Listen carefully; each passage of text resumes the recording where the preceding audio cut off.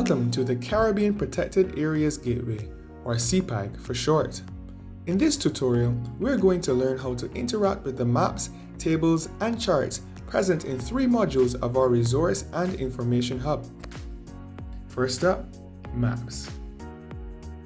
The main map we will be interacting with today is found when we enter the Country Profile section of the PA dashboard.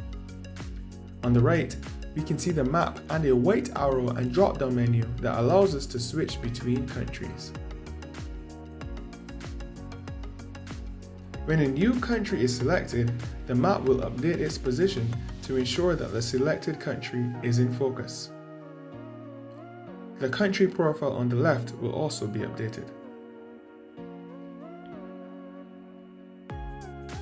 Now what if we wanted to make this map a little bigger? Clicking the green arrow on the left of the map expands it to take the full width of the screen, and it can be clicked again to revert it to taking only half of the screen. Additionally, the full screen icon in the top right, once clicked, makes the map take up the full screen, and clicking again reverts it to its former size. Now clicking the plus and minus icons below is one of many ways to zoom in and out of the map. This can also be done by scrolling back and forward on a mouse's scrolling wheel.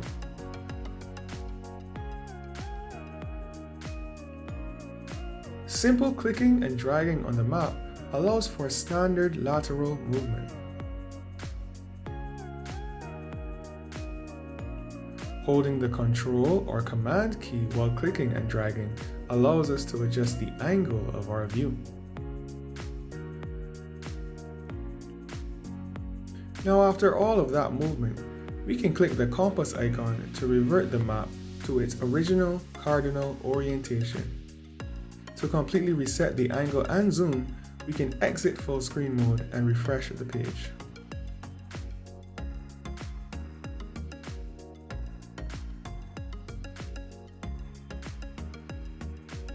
Finally, a third way to zoom is by holding the Shift key and clicking and dragging to highlight an area to zoom into.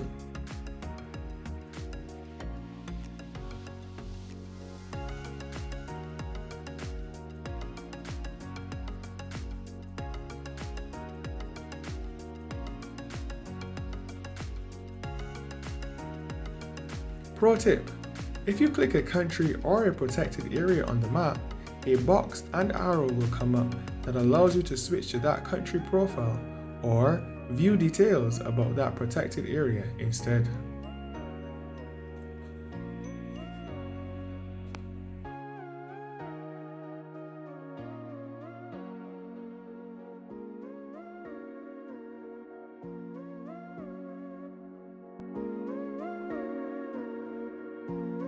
Next up, tables. The first table we're going to check out is on the Protected Areas dashboard. As we scroll down, we see a table with a standard theme that is used throughout our Resource and Information Hub. However, it isn't showing all of the columns. That's no problem though, because if we scroll a little further, we will see the slider at the bottom that allows us to see the hidden columns and values. That being said, another method of seeing the values is to adjust the page zoom until the entire chart fits nicely on screen. Similarly to on the map, we can do this by holding down the Control key and scrolling with the mouse wheel. Great. Next, we have this navigation bar at the bottom that allows us to smoothly move between pages of data and to see further rows that exist. But what if we wanted to sort the table by country or number of protected areas? We got you. Simply click the title of the column you want to sort by and the table will immediately update to suit. Further, clicking the title again toggles between ascending and descending order.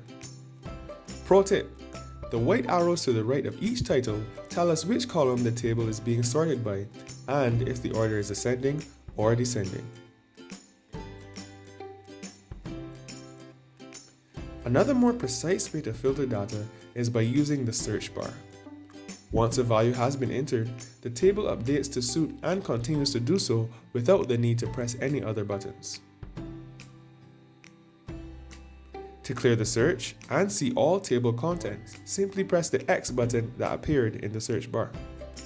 It is time to export. We can do this in 3 different ways represented by these 3 buttons.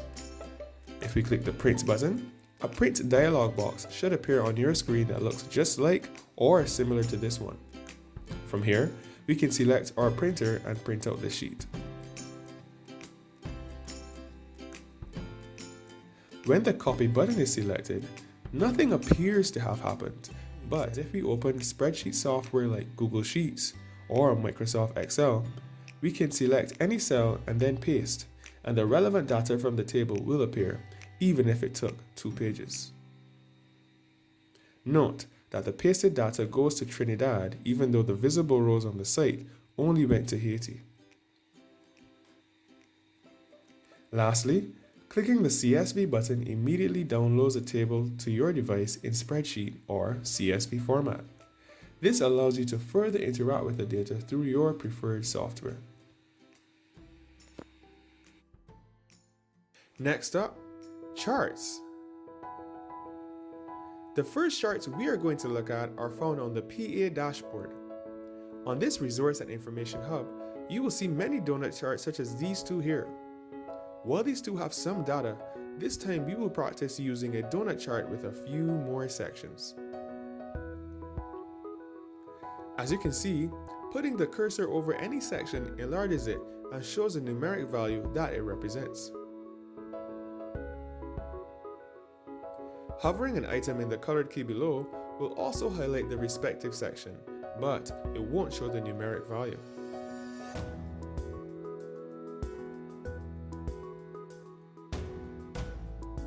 Clicking any of these colored buttons will remove that section from the pie chart and change the percentage occupied by the other sections.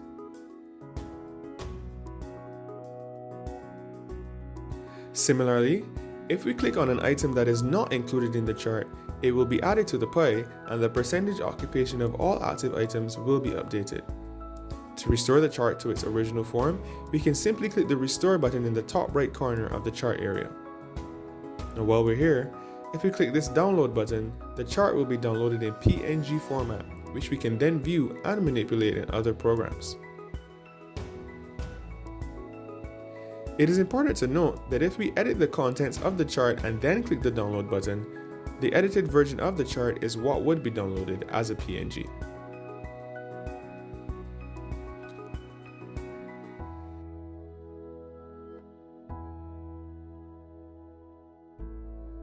To wrap up, the next charts we're going to look at are in the PAMI Assessment module.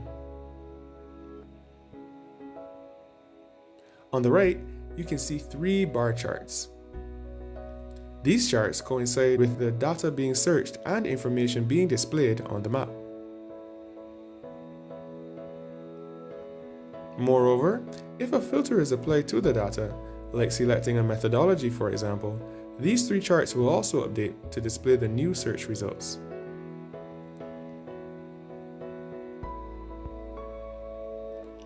On the upper right hand corner of every chart, just like with donut charts, there should be a download icon. Clicking this immediately downloads a PNG version of the current view of said chart. That's it. Thank you for tuning in to this CPAG tutorial. Stay tuned for more tips and tricks on how to get the most out of our Resource and Information Hub.